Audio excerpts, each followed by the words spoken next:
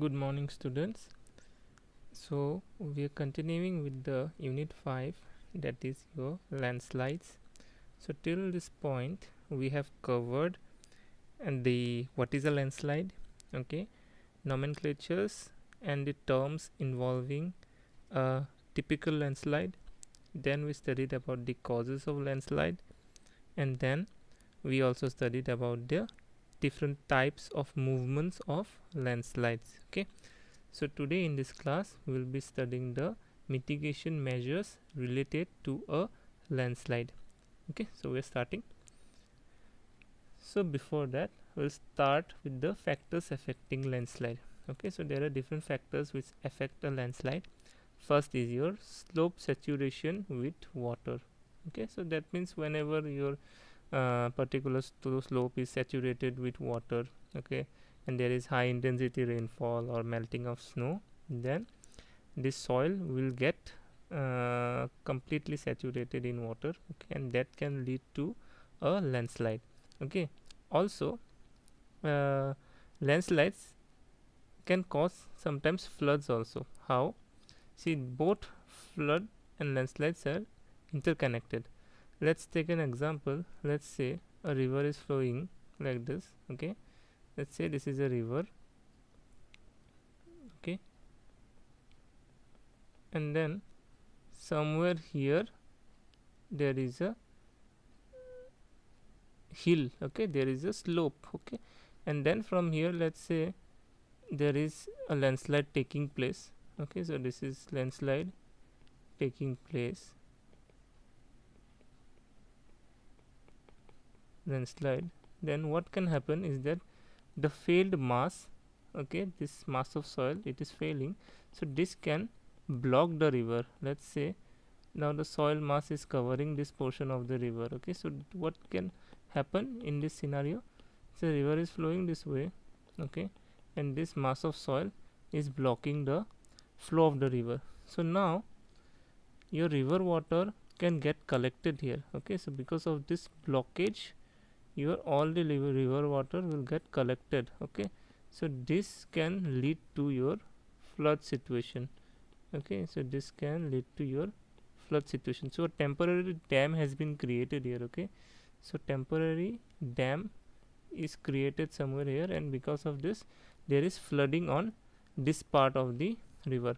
Let's say in future this blockage is cleared. Okay, because of the flow this blockage is cleared. Then what will happen? Since there is a collection of river water, okay, quantity of river water is collected will be very high because of this dam, and let's say near future this dam is this soil mass is cleared away by the river. Then what will happen? Suddenly this quantity of water that is collected on this side, on the downstream on the upstream side of the dam, now this can whenever this dam is open, so or cleared away by the water, then this can suddenly rush. Okay, this can suddenly rush, and then what can happen? It can create a flood this side also. Okay, so it can create a flood this side. Okay, so that can again lead to flooding. So flooding can also take place on your downstream side. Okay, so on the upstream side also flood can take place because of the blockage, and on the downstream side also flooding can take place because of the clearing of this blockage. Okay, all right. So next factor is your seismic activity in the area. Obviously because of ground shaking and because of earthquake, your cohesion between the particles of the soil may reduce. Okay, and then it can lead to your landslide.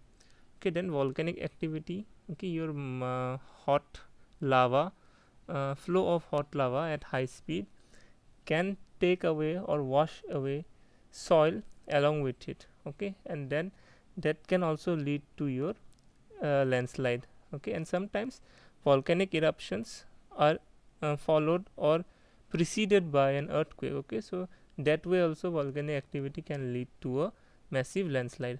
All right, Next is your composition of slope material. Okay, let's say a slope is consisting of clay. Okay, so there is clay on top of a mountain. So what will happen, since clay is impervious, okay, it's very fine particle, and hence water cannot pass through the clay. So what will happen, the water will be collected on top of that particular layer of clay. Okay, so that can lead to failure of the mass of clay. Okay, so since the clay will absorb this moisture, okay, it will not allow to percolate. Okay, clay, since it is very fine, it will not allow to percolate, but it will absorb the water. Okay, so since it will absorb the water, what will happen, the weight of the particular clay soil will increase. Okay, and then slowly its strength will also get reduced, and then suddenly, because of friction, okay, the friction will also get reduced, and hence there will be a failure, and that will lead to your landslide. So composition of slope material is also very important in the case of a landslide. Okay, next is your weight and friction of slope. So yes, I have told you the weight of the slope, if the slope is having a higher weight, if the mass of the soil that is on the slope is gaining weight because of maybe heavy rainfall or because of very steep slope, okay, in that case also your weight, okay, since weight is directly related with the gravity, okay, and then if your weight is, if the weight of a particular substance is very high, it will be more, it will fall more rapidly. Okay, so hence if the weight of the soil increases because of absorption of moisture, then again there can be a landslide. Okay, all right, so you can just go through this point. Okay, so gravity is probably ultimate driving force of a landslide. The force of gravity pulls everything down. Okay, so that is also a thing. Okay,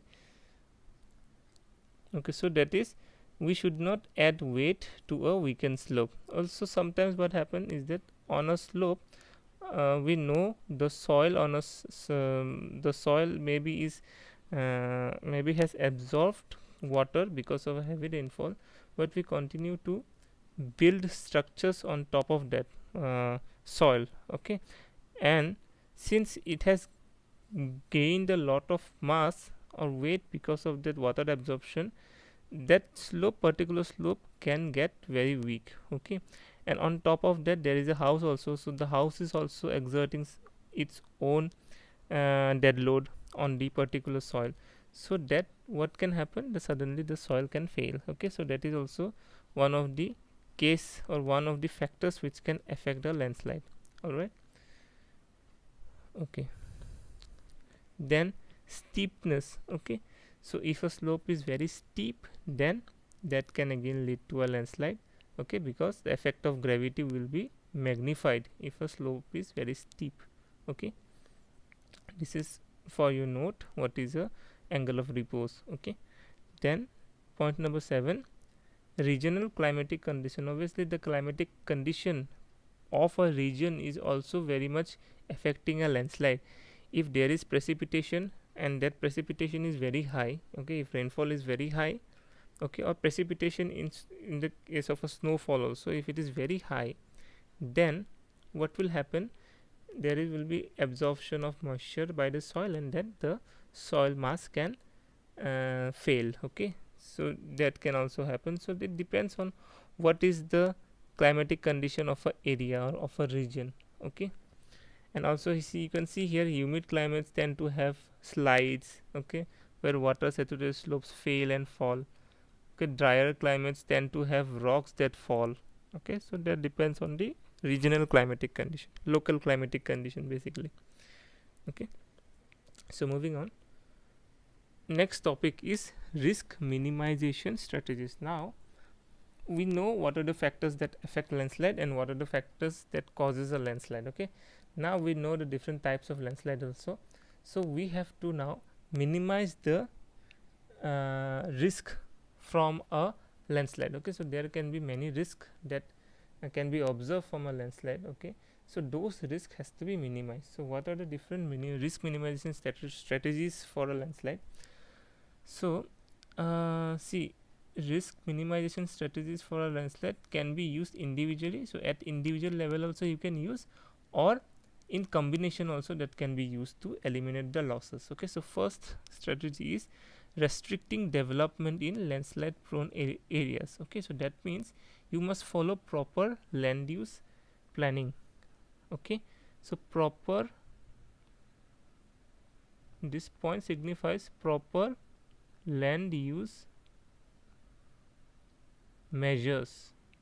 Okay, so proper land use measures must be adopted. Okay, so if there is a area which is prone to a landslide, how we will know whether an area is prone to a landslide? We have studied this in unit 1. Okay, so we know that by preparing a hazard map. Okay, by a hazard map and a risk map, we will know that the particular area is prone to a landslide. Okay, so when we know an area is prone to a landslide, we must never construct anything on that particular area. Okay, so proper land use measures has to be taken. Second is codes for excavation, construction and grading. So there must be proper codes and standards that must be followed. Okay, so if we're not following any codes for this kind of constructions, then obviously our structures will not be very good, and the proper grading codes and all those codes that are there for landslide prone areas, that has to be followed. Okay, if we are not following them, then there can be a damage to our property. Okay, and then in turn lives can be lost. Okay, alright. So third is protecting existing developments. Okay, so if let's say if we have constructed a structure, okay, and we have not taken into account the this proper land use measures, then we must give some, or we must protect the buildings or the constructions by some techniques. Okay, so these techniques are called as structural measures. Okay, structural, you will study these structural measures in detail in the coming few minutes. Okay, structural measures. So as a civil engineer, for you this is the most important point. Okay, so structural measures will be using. Okay, how many, there are different types of structural measures. Retaining wall is the best example. Okay, so we'll be using some structural measures. So if let's say if you are constructing a building or anything on a slope which is prone to a landslide, then we can protect our building by going for some structural measures. Okay, a common example of a structural measure is your retaining wall. Okay, so we'll discuss this properly. Okay, in the slides that is coming. Okay, in the succeeding slides. All right, so coming to the fourth point, monitoring and warning system. So there must be proper monitoring and warning system. Okay, if you are prone to a landslide, and if you are living in an area which is more frequently having landslides, so there must be a proper warning system. Okay, so there can be real time alerts. Okay, so real time warning and alerts can be there from the operators, from the government. Okay, then there can be different monitoring systems. Okay, so every time all the slopes or all the area or all the or the parts within an area which are prone to landslide, they should be continuously monitored.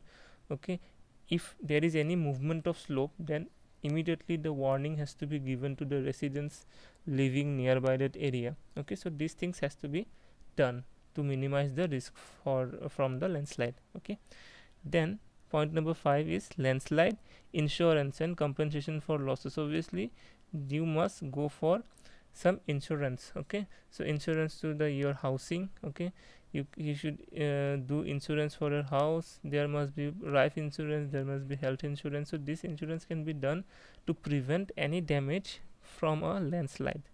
Okay,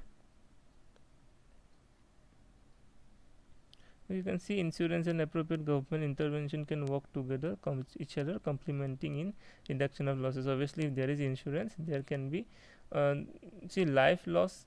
If there is a life loss, okay, or if there is a property damage, so you can somewhat you can minimize those losses by having a proper insurance uh, scheme. Okay, so that is the idea behind this. Okay, insurance, you may not be able to get everything in return, but at least somewhat you will get, okay, in return, and that too will be in monetary. Okay, that too will be in your rupees. Okay, in the value of, in monetary value you will get it back. Okay, so this is a compensation. Okay, this will be in the form of a compensation. Okay, though it's not a purely risk minimization strategy, but at least you will get something in return. Okay, so point 6 are structural measures. So there are different structural measures that you will be adopting to minimize the risk from a landslide. Okay, so I think it's some things are given here. Okay, buttress, shear crease, sub drains, then reinforcements, retaining walls. Okay, so this you just will be learning this in the coming slide. Okay, so structural measures, there are different structural measures like pile walls, gabion walls we can use. Okay, retaining walls can be used, shotcrete graniting can be used. Okay, so we'll study this in details. Okay, anyways, the non-structural measures. Okay, the last point for risk minimization is non-structural. So these are like adopting proper land use measures. Okay, then planting trees, afforestation, then spreading awareness among the people regarding safety measures during a landslide, before a landslide and after a landslide. Okay, then obviously you can see some more points are given here. Okay, sticking doors and windows and visible open spaces. Okay, then leaning telephone poles, trees, retaining walls, fences. Okay, then a rapid increase in, just a moment, a rapid increase in stream or creek, possibly accompanied by increased turbidity of soil content. Okay, so these are the some signs, okay, which can be included, okay, during the general awareness. Okay, so when awareness program for a landslide is given to the general public, so these on these points it can be focused. So that is why these points are given. Okay, now moving on. Okay, so the next topic is mitigation measures for a landslide. Okay, so there can be, you can divide it into two groups. Okay, so mitigation measures, one you can write as structural. So mitigation measures can be divided into two. Okay, so one is your structural measures and one is non-structural measures.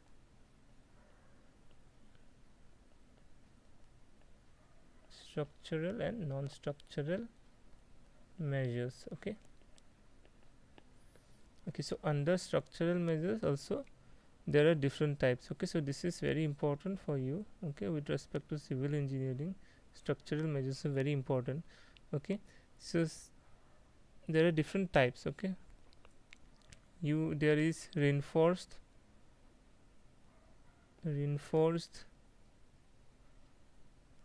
earth wall. How you can reduce the effect of a landslide? Okay, by constructing reinforced earth walls, then gabion walls,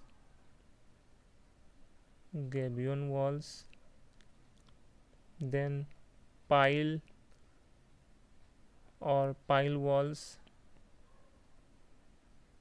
by inserting piles or inserting piles in series to get a pile wall. Okay, then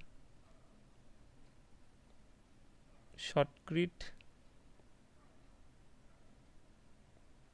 and graniting, shotcrete and granite. Okay, then using anchor bolts, then retaining walls,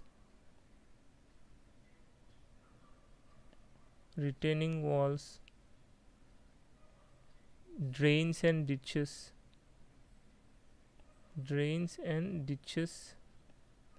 Okay, so these are some of the structural measures, okay, to minimize the or to reduce the effect of a landslide. All right, so there are non-structural measures also. So non-structural measures, you have slope stabilization, slope stabilization using vegetation. Okay, slope stabilization using vegetation. Okay, then next is your site leveling.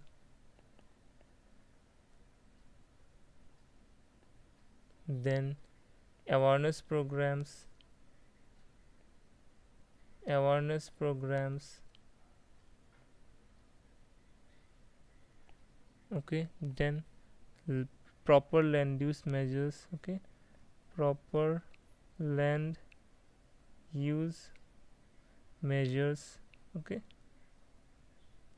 etc. Okay, so these are some of the these are some of the landslide mitigation measures. Okay, so to reduce the impact of a landslide, we can follow these measures. Okay, so this is generally divided into two. One is your structural, the second is non-structural. So under structural, you have these different types. Okay, reinforced earth wall, gabion walls, pile walls, shotcrete, then enclosed walls.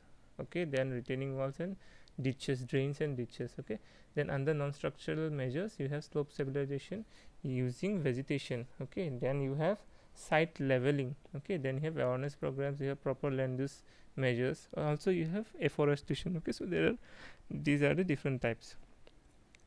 Okay, so see, I will not see non-structural measures. I think you all know something or the other. Okay, so I'll, in this lecture I will be more focusing on the structural measures. Okay, those small explanation I will give what are the things that are included under your non-structural measures. For example, let's say let's take an example of slope stabilization using vegetation. Okay, so what does that mean actually? So we can, the first point, okay, under non-structural measures. Okay, non-structural measures, slope stabilization using vegetation. So you can grow some plants and small crops. Okay, some plants and small crops to reduce the soil or surface erosion on a slope. Okay, so you can stabilize the slope by using or growing crops. Okay, so what crops you can grow? You can grow variety of crops. Okay, so some crops that you can grow are legumes. Okay, so leguminous plants you can grow. Okay, so what plants you can grow? Okay, I'm just, okay, you can grow legumes. Okay, you can grow legumes, you can grow grasses. Okay, you can grow also grasses. So grasses and legumes can be grown, which will reduce the soil erosion and thus make the slope stable. Okay, so this is one of the way. Then you can level a site. How you will do site leveling? Okay, see, sometimes what may happen, the site may not be uniform. Okay, sometimes there may be depressions on the slide, there may be depression on the slope. Okay, so if there is a depression, then what will happen? Rainwater will get collected in the depression, right? So if it gets collected in the depression, then local flooding will take place there. Okay, so if there is local flooding, then slowly that water will be absorbed by the soil will become heavy, and then with weight, increasing weight, it can fail and there can be landslide. Okay, so we have to level the site. Okay, so there should not be any depression on your slope or on the site. Okay, that you are analyzing. Okay, so the site and the slope should be leveled properly. Okay, to prevent the failure. Okay, then there can be awareness programs by different government agencies. Okay, so different agricultural department can also go for awareness programs. Okay, then your National Disaster Management Authority, okay, in association with NIDM. Okay, so they can also go for this awareness programs. And in a particular area, okay, let's say your village panchayat, they can also organize these awareness programs with the help of your agricultural departments. Okay, and also with National Disaster Management Authority, State Disaster Management Authority. Okay, so these things should be there, proper awareness programs should be given. Okay, then there should be proper land use measures also. Okay, so at which place, if there is a area which is prone to landslide, so in that area we should not go for any construction. Okay, or if it is or if it is like, if there is no space available and we are doing some construction in an area which is prone to landslide, then proper mitigation measures. What mitigation measures? Proper structural mitigation measures has to be applied so that the soil is stable there. Okay, so and that also can be done, but then also proper land use measures must be followed. Okay, so we'll be more focusing in this lecture, we'll focus more on the structural measures. Okay, so this is directly connected with civil engineering. Okay. So the first structural measure is your reinforced earth wall. Okay, so what is a reinforced earth wall? So there is a diagram given. Okay, I'll not explain these things in details. Okay, because theory, it is theory, you can easily read from the notes that will be given to you, but at least you understand what is the concept behind this reinforced wall. Okay, so see, there will be a, let's say this is a slope. Okay, and there is a road on top of this, so there is traffic movement. Okay, so what is reinforced? Okay, so this particular area, okay, this is soil. Okay, so this particular soil, just like in RCC, okay, we are reinforcing this, we are increasing the strength of this soil. How? By providing some reinforcement. Okay, so the reinforcement are generally in the form of strips. Okay, steel strips, or sometimes bars also, steel bars. Okay, so so you can see these dotted lines. Okay, so these are the strips. Okay, so these are the steel strips which are used for reinforcing this soil.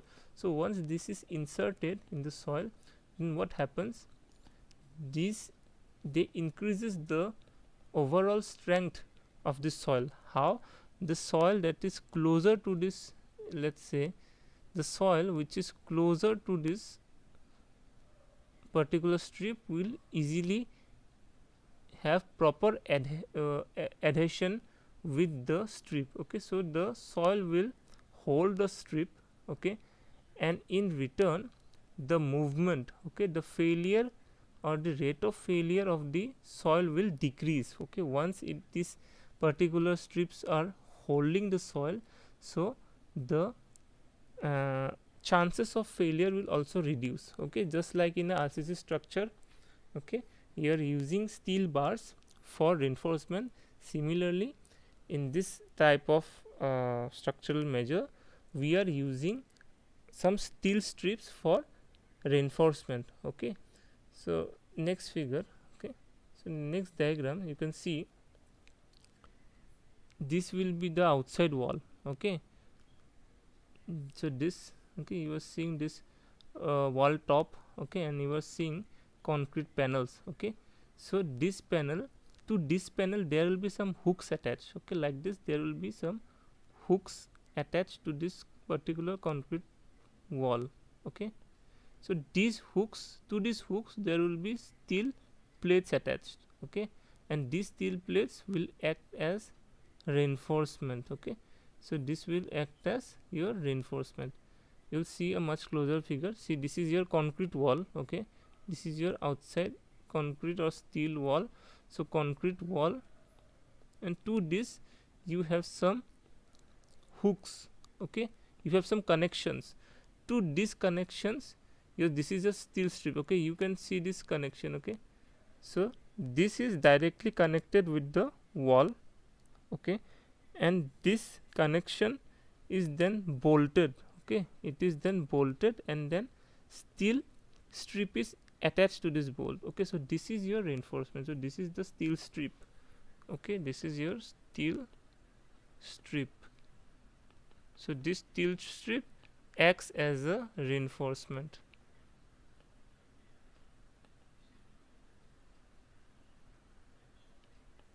Okay, so like this there will be one steel strip here, another steel strip will be here.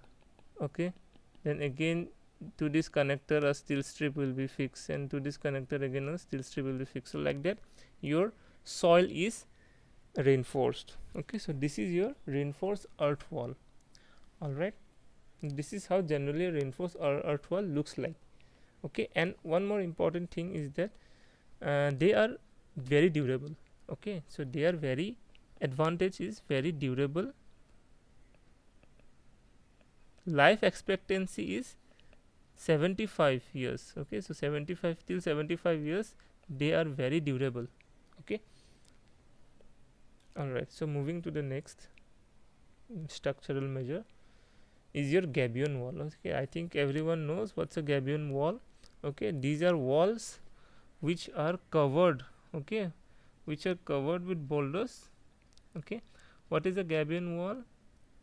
Gabions are wire mesh. Okay, first they are having some mesh. Okay, you can see this wire mesh. Okay, everywhere there is a wire mesh, box like containers. Okay, and that they are filled with no, sorry, not gravels. Okay, they are filled with cobble. Okay, they are filled with cobbles, size rocks that are the size of these cobbles can be between 10 to 20 centimeters. Okay, so they are having some wire mesh. Okay, box like containers filled with cobbles. So these are your cobbles of size 10 to 30 centimeters. Okay, so this is generally a gabion, how a gabion wall looks like. Okay, and this is also a type of retaining wall. Okay, and this can help you. So this will come under retaining wall. Okay, so it's a type of similar, almost similar function as like a retaining wall. Okay, and then this can be placed, okay, like this. So this is a slope which has failed. Okay, there was a landslide. Okay, then a particular gabion wall is fixed here. Okay, so that slope can be properly stabilized. Okay, so to increase the stability of this slope, a gabion wall is constructed. Okay, so this is how a gabion wall looks like. Okay, and it is also a very good remedial measure. Okay, a good mitigation measure for your landslide. Okay, so next is your pile wall. Okay, so what is a pile wall? So piles are large size diameter tubes. Okay, so piles, the diameter is larger. Okay, large diameter piles, generally we use large diameter piles. Okay, so they are inserted into the soil. Okay, so they are inserted into the soil in series. Okay, so there is one here, there can be one more that side, that can be one more that side. Okay, like this there are different piles arranged in series in such a way that they form a wall. Okay, so this complete wall is called as pile wall. Each and individual member of this pile wall is a pile. Okay, this collection of piles they will insert, so different piles are inserted in series. Okay, and this total whole structure is called as a pile wall.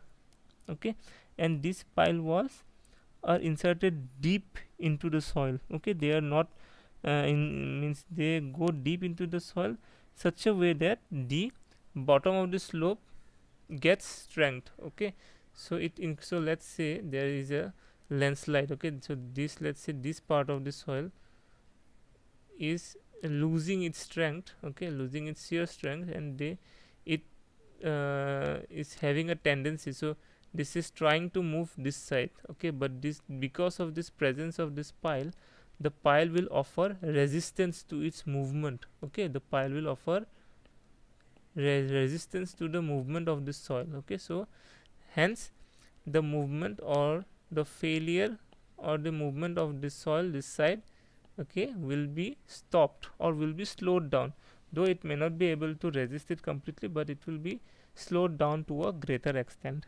Okay. Okay, so there are different types of piles used. Wooden piles are used, okay, then concrete piles are used, okay. So wooden piles, so there are different disadvantages, okay. So steel piles are also there, wooden piles are there, concrete piles are there, okay. So but mostly steel or concrete piles are generally preferred over the wooden piles, okay. Right, so you can see a diagram here how pile wall looks like. So these are the different piles, okay, these are piles, these are piles. So seen continuously they are putting, okay. So in continuously the piles are being constructed and inserted into the soil in series, okay. So this forms a pile wall. So this complete structure is a pile wall, okay. Each individual member in the pile wall is a pile. All right. So generally steel pile is very common, concrete pile is also common, okay. Wooden piles is also there, but then the longevity of wooden pile is you will not see it very the lasting period, okay. Longevity of the wooden pile is not very good, okay. All right, you can see another example, okay. Series of piles, okay, series of piles, again series of piles, okay. So this complete structure is your pile wall, okay. All right, so going to the next. So okay, so you can increase the stability of a slope, okay. You can increase the slope stability and you can increase the strength of a soil by using anchors, balls and dowels, okay. Okay, this is called as non-frame structure method, okay. Non-frame structure, okay, method, use cut the word method, okay. Non-frame, okay, non-frame technique. So this is an anchor, okay. It's just like bolting, okay, it's just like nailing your soil. So let's say this part of your rock mass is almost breaking off, okay. Maybe sometime in the near future this can topple or this can fall, okay. So to prevent this, an anchor has been inserted. So what is an anchor? It's like nailing, okay. You nail your walls, okay, to hang pictures and photos, okay. So it's just nailing, okay. Let's say you want to join two pieces of wood. So what you do, you take a nail and you hammer the nail into the two pieces so that they are connected, okay. Just like that, you are using anchors and nuts and bolts to keep the rock mass or soil mass into its original position, okay. You can also use nails also along with the anchors, okay, and they are just giving reinforcement, okay. They are just giving increasing the strength. How they are increasing the strength? By providing reinforcement and by keeping the broken pieces of rock into its place, okay. Just like nailing, okay. When we nail woods, okay, if we want to join two wooden pieces, we just use nail and we hammer. Similarly in this also that same method is applied, okay. That is the same concept is same, okay. All right, so this is an example, okay. See this mass of soil, there was a landslide, okay. Because of this landslide, this mass of soil has failed, okay. Now this mass of soil has failed, okay. They probably have used some techniques, okay, to stop this or to prevent landslide in this area, okay. They have filled in gunny bags, okay, some debris and soil, okay, and they are increasing this strength, okay, just like a gabion wall, okay. they are constructing this to prevent the landslide, okay, but this measure has failed. So instead, now what they have done in this same scenario, they have used this non-structural technique, okay, using anchors and balls, okay. So these are the anchors, okay. So inside the soil they are inserted, okay. So this, let's say there is a nut and bolt, okay. So like this, okay, inside the soil they are having projections, okay. So like this they are holding the soil, okay. So each bolt will have, okay, inside the soil, okay. So like this, and then a net is also used, okay. Why? And now see, there is a benefit of this method, okay. So instead of constructing a retaining wall, so if we construct a retaining wall in this complete area, so what can happen is that, let's say there are some trees here, okay, there are some trees here or there are some grasses here. So you have to cut the tree and you have to uproot the grasses and you have to clear the area first, then only you can construct a retaining wall in this area, okay. But in this method you no need to clear or no need to cut trees, okay. And also grasses can grow, okay, in this area by through this through these small perforations that is present in the net, okay. So a net is connected to these anchors and the bolts, okay. And this method, the main advantage of this method is that you can preserve the trees and the grasses without cutting them, okay. I'll show you, just see this picture and the next picture that I will show you, same area, okay, after some months, okay, same area, okay. You can see these lines, okay, this electric pole and the lines, you can see in the next picture. See, grasses have grown, okay. So here you no need to cut. If you, let's say you are putting a retaining wall, then these grasses would not have come, okay, because you would have cut all the trees and grasses, okay. But since they are using a net, and there in the net there are some pores available in the net, okay. So through these pores you can grow grasses also, okay. And both, okay, there what is happening, okay, in the next picture you can see what is happening. The soil is getting strength by this vegetation, okay. The soil is getting this strength by this vegetation, okay. So slope stabilization is taking place by vegetation, and also the slope is stabilized by the anchor balls and dowels, okay. So this is two types of stabilization is taking place. So this is two types, okay, two ways in which you are stabilizing the slope, okay. One is by vegetation and one is by using anchors, okay. You can see the difference if you construct a retaining wall, and instead of a retaining wall if you apply this method, okay. So this method is very beneficial, okay. I'll just show you one more picture of this method. See, if you can compare, okay, see, this is a conventional method, okay. You are covering with concrete, you are constructing a retaining wall, okay, and you are covering the slope with concrete. So if you do that, then you have to cut trees, simple, okay. You have to cut trees, that's a simple logical thing, okay. So if you have to cut trees, so if you cut trees, then what will happen, you are losing vegetation, right. So you are doing deforestation, okay.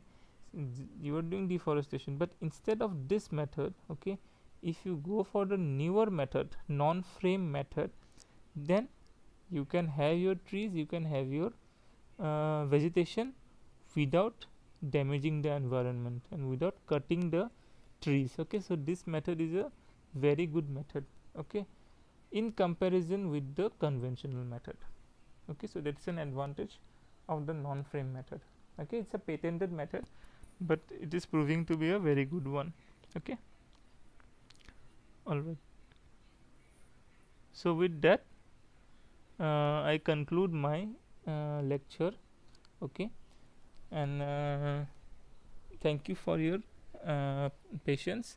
I hope you all are studying well during this lockdown period, and do continue to study, okay.